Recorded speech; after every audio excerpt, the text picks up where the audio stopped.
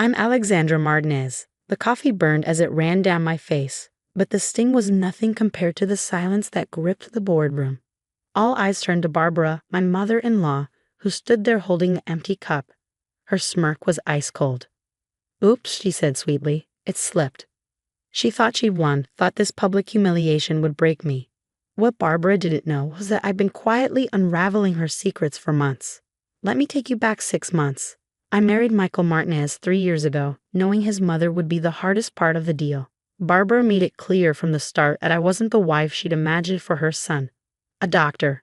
She'd scoffed at our engagement party. "Shouldn't you be focused on giving Michael children instead of playing career woman?" I'd built my pediatric practice from the ground up, and my work meant everything to me. My patients were my heart, but to Barbara, my career was an insult to her vision of a dutiful Martinez wife. Her legacy was Martinez Manufacturing, a business she inherited from her late husband, and she clung to it as fiercely as she wielded her disdain for me. The women in this family have always devoted themselves to family, not work. She'd remind me at every Sunday dinner, her wine glass never far from her hand. But of course, you wouldn't understand tradition, Alexandra. The tension escalated when Michael was offered the CEO position at Martinez Manufacturing. At dinner, Barbara's eyes sparkled with victory as she announced it. "We'll need to relocate to Boston," she said, her gaze fixed on me. "Alexandra can surely find a small practice there, if she insists on working at all." Michael's face lit up. He'd spent his life chasing his mother's approval, and now it seemed within reach. But my life, my practice, my patience was here. I couldn't just walk away. "We need to talk about this," I told him that night. He nodded, but I could see it in his eyes. His mind was already made up. That's when I started noticing things. Strange discrepancies in the company's public filings. Carelessly discarded papers on Barbara's desk during Sunday dinners. The more I looked, the clearer the pattern became. Something was wrong. I hired a private investigator. "Follow the money," I instructed, writing a check that made my stomach churn. 2 months later, he handed me a folder thick with evidence. Barbara had been embezzling for years, siphoning millions into offshore accounts. I stayed silent, biding my time, collecting more proof. Barbara, oblivious to my efforts, only grew bolder. She started bringing her assistant, Thomas, to family dinners, their whispered conversations halting the moment I entered the room. The board meeting was supposed to be routine, a mere formality to name Michael the new CEO. I arrived prepared, my laptop open, and the evidence secured in my briefcase. Barbara rose to speak, but her announcement blindsided me. "Before we continue, I must address a serious issue," she began. "We've discovered unauthorized transfers from company accounts. Our investigation points to Alexandra Martinez." The room erupted. Michael turned to me, confusion and hurt etched across his face. I started to stand, ready to defend myself, when the scalding liquid hit me. Barbara's cup clattered onto the table. She gasped theatrically, a picture of Fox concern. "Oh dear," she said. "It slipped." I touched my face, the coffee burning my skin. Around me, the board members stared in shock, their expressions a mixture of pity and horror. Barbara thought she'd cornered me, but she'd made a critical error. The security cameras caught everything, and in my briefcase was enough evidence to destroy her. As I left the boardroom, skin still stinging, I pulled out my phone and made the call I'd been rehearsing for weeks. "Mr. Harrison, this is Alexandra Martinez. It's time to file with the SEC. Barbara didn't know it yet, but her reign was over. Revenge doesn't have to be served hot or cold. Sometimes it's served with airtight evidence and federal investigators." The next 48 hours were chaos. My face was blistered, my reputation was under siege, and Michael did what he always did, stood silently by his mother's side. "She's under so much stress," he said that night as I threw clothes into my suitcase. "The company's been struggling, and she just..." "Just what, Michael?" I asked, gesturing to my bandaged cheek. "Just assaulted me in front of the entire board. Just accused me of theft to cover up her own crimes." He flinched. "What crimes?"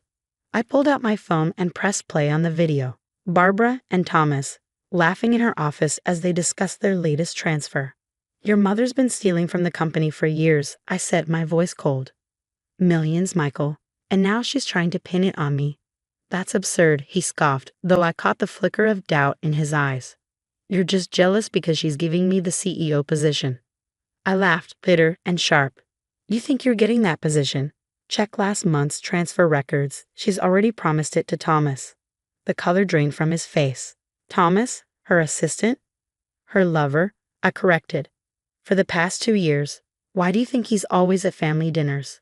Michael stormed out, no doubt heading straight to Barbara. Let him. I had more important things to handle. The next morning, I met with Sarah Chen, the company's head of accounting. She'd been suspicious of Barbara's financial activities for months but lacked proof. These transfers, Sarah whispered, scanning the documents I brought. They matched the discrepancies I found. But Mrs. Martinez threatened to fire me if I kept asking questions. How would you like to help me take her down? I asked. Sarah's eyes gleamed with determination. Tell me what you need. We worked through the night, piecing together every fraudulent transaction. The pattern was undeniable. Barbara had been funneling money into shell companies and offshore accounts, and she made one fatal mistake. She used Thomas's personal laptop for some of the transfers, Sarah said, her voice triumphant. It's still linked to the company network. Can you access it? I asked. Better, Sarah grinned. I can clone it. Meanwhile, Barbara was in full damage control mode. She painted me as unhinged, jealous of her relationship with Michael, resentful of her success. She even filed a police report claiming I'd threatened her. What she didn't know was that I'd already met with the SEC. She didn't know about Thomas's cloned laptop. And she certainly didn't know about the USB drive I planted in her office during last week's Sunday dinner. The next board meeting was set for Friday. Barbara planned to present her evidence against me, confident she held all the cards. But Thursday night, the game shifted. My phone rang. It was Michael. I found the prenup, he said, his voice trembling. The one Mom made me ask you to sign. She altered it after we signed. Added clauses about company loyalty and my inheritance depending on her approval. I know, I replied calmly. Check page 6. A pause, then a sharp intake of breath. These signatures aren't ours. She forged them. Now you're asking the right questions, I said. Alex, he hesitated. What else has she done? I closed my eyes, recalling every insult, every manipulation, every time she tried to make me feel small. Come over, I said. There's something you need to see. As I hung up, my phone buzzed with a text from Sarah. FM Wind 8. Transfer records, emails, everything. She's selling the company. Thomas is the buyer. A slow smile spread across my face. Barbara thought throwing coffee in my face was a power move. Tomorrow in that same boardroom, I'd show everyone exactly who Barbara Martinez really was. And this time, I'd be the one serving the drinks. Friday morning arrived with a thunderstorm, a fitting prelude for what was about to unfold. I walked into Martinez Manufacturing wearing my sharpest suit, my burned face now a badge of defiance rather than shame.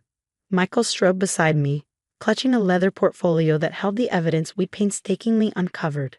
The boardroom was packed, tension thick in the air. Barbara sat at the head of the table, her usual place of power. Thomas loomed behind her, his smugness barely concealed. But the moment her gaze landed on me walking in beside Michael, her smirk faltered. What is she doing here? Barbara demanded, half rising from her chair. After her criminal actions.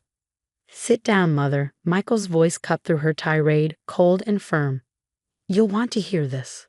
As Barbara sank back into her seat, I connected my laptop to the projector. She immediately launched into her performance, her voice oozing authority. Members of the board, as I reported last week, we've uncovered deeply troubling evidence of embezzlement. Actually, I interrupted, my voice steady as I clicked my presentation to life. We have. The screen lit up with a cascade of transaction records, emails, and incriminating photos. I watched as Barbara's face went from pale to ashen, her confidence unraveling with each piece of evidence I presented. For the past 3 years, I began my tone cutting. Barbara Martinez has systematically embezzled over $12 million from this company, but that's just the tip of the iceberg. The room was deathly silent as I played an audio recording from Thomas's laptop. Barbara's voice echoed through the room, cold and calculating. Once Alexandra's out of the picture, she said, laughing, we'll transfer everything to your name. The board won't know what hit them. Thomas shifted uneasily, his eyes darting toward the exit.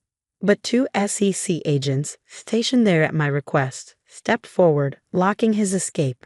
You can't prove any of this, Barbara snapped, her voice trembling as her hands reached for her water glass, probably wishing it were something stronger.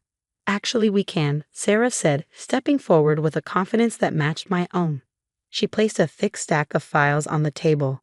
Every transaction, every forged document, every secret meeting, it's all here, including the sale contract you were planning to spring on the board next week. Barbara lunged for the documents in desperation. In her panic, she knocked over her water glass, sending papers and water sprawling across the table, a perfect echo of Monday's coffee incident. This time, I was ready. I stepped back and let her flounder. Mrs. Martinez, one of the SEC agents said, stepping forward, you're under investigation for securities fraud, embezzlement, and multiple counts of forgery. This is absurd. Barbara shrieked, her veneer of control shattered. Michael, tell them your wife is lying. But Michael stood firm, his expression resolute. It's over, Mom. I've seen everything, including what you've done to my inheritance, my marriage, and this company. As the agents escorted Barbara from the room, she turned to glare at me, her mascara streaking down her face. You planned this? She hissed. You vindictive little. No, Barbara, I said, cutting her off with a calmness that only years of resilience could bring. You did this to yourself. I just made sure everyone else saw it too. The fallout was swift. Barbara and Thomas were arrested, and the board unanimously appointed Michael as interim CEO, with Sarah as CFO. As for me, my medical practice thrived, and I joined the company's board part-time. Turns out, you can have both a career and a family legacy, despite what Barbara always believed. Last week, I visited Barbara in prison. She looked diminished, her designer outfits replaced by the harsh orange of prison attire. Why? She asked, her voice hollow. You could have just walked away. I touched my healed cheek, recalling the sting of her coffee, the years of veiled insults, and the near destruction of everything I'd worked for. Because some people need to learn that actions have consequences, I said, meeting her gaze without flinching. And coffee stains, Barbara? They leave a mark.